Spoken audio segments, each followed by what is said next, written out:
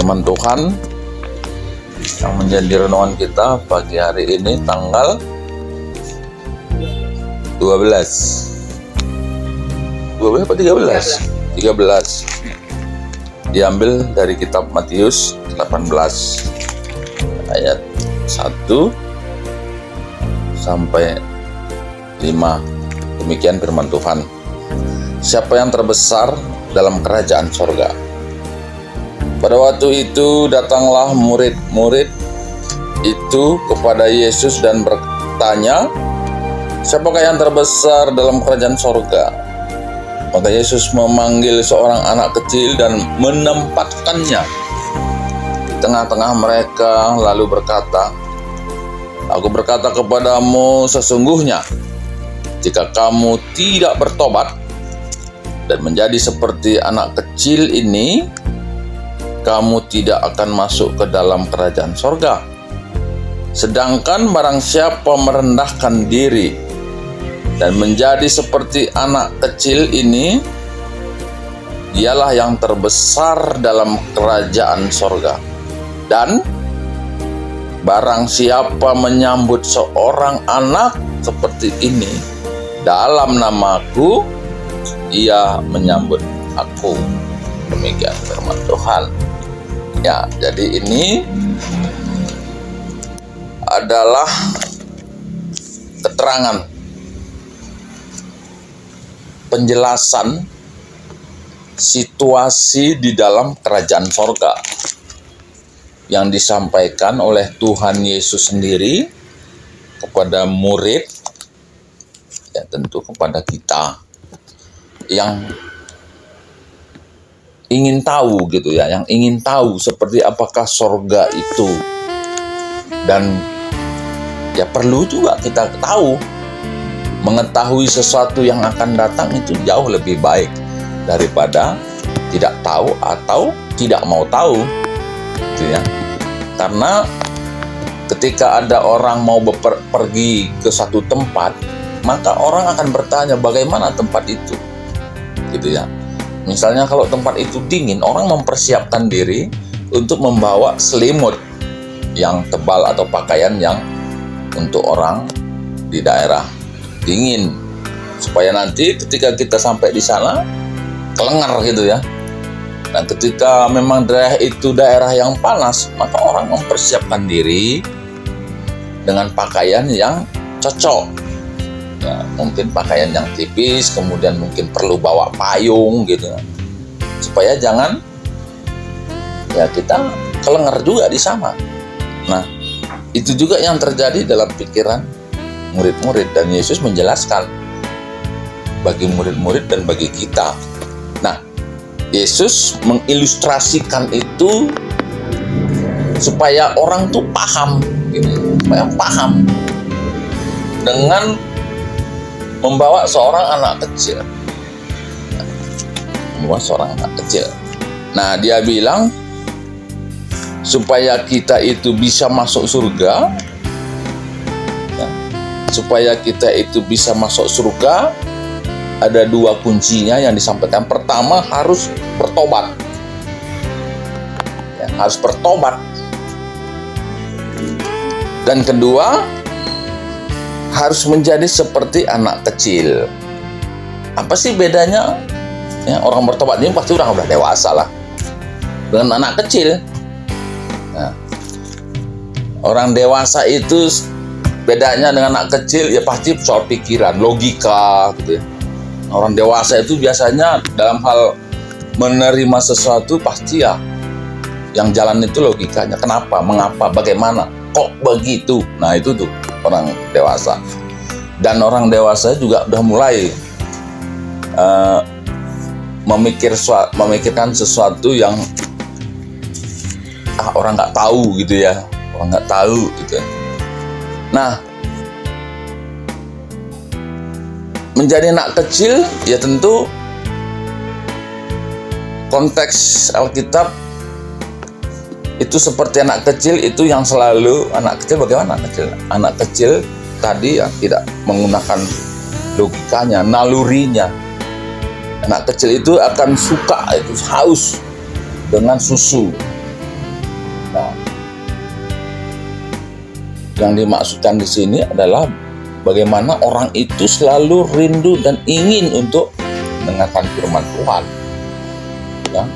Jadilah seperti anak kecil yang selalu haus akan susu, minuman. Minuman itu bicara soal firman Tuhan. Dan orang kecil itu soal pikiran tadi, menerima firman Tuhan ini ya menerima apa yang difirmankan Tuhan itu ya melakukannya, dan bukan seperti ya orang dewasa, apa ini masih cocok untuk zaman sekarang, apa ini cocok untuk kami orang Indonesia, apakah ini cocok bagi kita suku Karo dan lain-lain. Nah, itu orang dewasa tadi yang pasti tidak akan pernah melakukannya. Kalau orang seperti itu tidak akan bisa masuk surga. Ketika ingin nanti melakukan kegiatan rohani, dia mulai berpikir apa untungnya sama saya. Nanti gereja melakukan kegiatan, itu kan untuk berdua diaken. Nah, itu orang dewasa yang konteks Alkitab ini tidak akan masuk surga. Harus seperti anak kecil.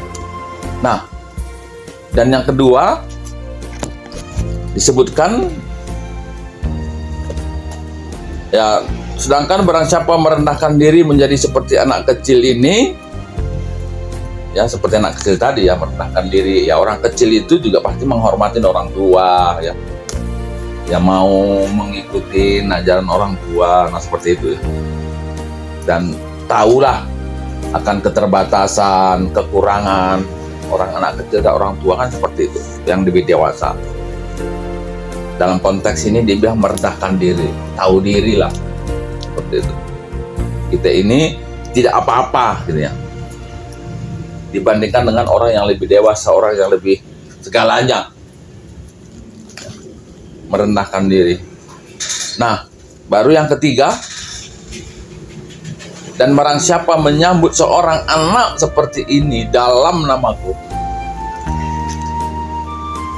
ia menyambut aku. Nah, ini menunjukkan bagaimana sikap kita terhadap orang sekitar kita. Mampu nggak kita menerima seperti anak kecil? Bagaimana anak kecil? Ya, anak kecil itu kan kalau keliru, salah, ya kita tuntun, kita bimbing. Ya, nggak mungkin kita maki-maki, kita ya mandangi, gitu ya. Kan banyak juga ini pertua, diaken, perpuluhan, kerjanya suka mandangi saja. Apakah begitu kita terhadap anak kecil? Nah, itu yang nggak akan bisa. Anak kecil itu ya kalau dia salah, ya kita memahami bahwa dia salah memang karena dia anak kecil. Dan tugas kita adalah mengedukasi, mengarahkan. Ya. Kalau misalnya ada anak kecil keliru, kita hukum, ya kita yang salah. Kemudian anak kecil ini ya harus kita bisa menerima. Saya kira kita bisa bayangkan bagaimana kita membimbing anak. Ya pasti melakukannya dengan sukacita, dengan penuh pengharapan kepada Tuhan. Mudah-mudahan dia bisa berubah. Nah, begitulah sikap kita kepada orang lain yang dibilang di sini. Dan barang siapa menyambut seorang anak seperti ini dalam namaku, yang menyambut aku. Jadi kita memberikan respon, membangun, membimbing, mengarahkan oleh karena kasih karunia, oleh karena iman, bukan karena kepentingan ya. Banyak juga orang bisa berbuat baik, sangat baik, tapi ada motivasinya. Sebentar lagi nih mau pilkada, banyak kali orang baik. Semalam ada juga tuh di dekat Adam Malik, orang memberi sembako, baik kali ya, padahal nggak kenal dia, tapi ada situ mereknya, namanya Sianu gitu, calon ini gitu. Itu juga orang, itu juga baik, tapi baik dengan motivasi, bukan oleh karena pengenalan akan Tuhan. Nah, jadi kita, apakah kita bisa jadi renungan menganggap orang lain itu sebagai anak kecil, sehingga ketika kita ya menuntut, mengedukasi, memberikan pendidikan, memberikan arahan, memberikan, kalau dia salah kita memakluminya. Kalau dia, kan ada juga itu anak kecil yang tiba-tiba dia memaki gitu ya. Ya kita, apa kita pukul? Tidak. Ya kita memaki, nggak boleh ngomong kayak gitu. Nah pasti begitu. Nggak boleh ngomong kayak gitu. Nah, ada edukasi. Oleh karena kita memahami dia anak kecil. Coba kalau dia orang dewasa, mungkin kita laporkan polisi, Bu. Seperti itu barangkali. Alkitab mengatakan, terimalah mereka, menyambut mereka seorang anak. Apakah itu mudah? Ya pasti bukan sesuatu yang mudah. Tapi itulah firman Tuhan yang perlu kita kerjakan. Dan ya, semoga Roh Kudus menolong kita untuk dimampukan. Ketuahan kalau sebagian kata di bata dengan semakai kensa pas tengah turun atau tepuari. Haleluya. Amin.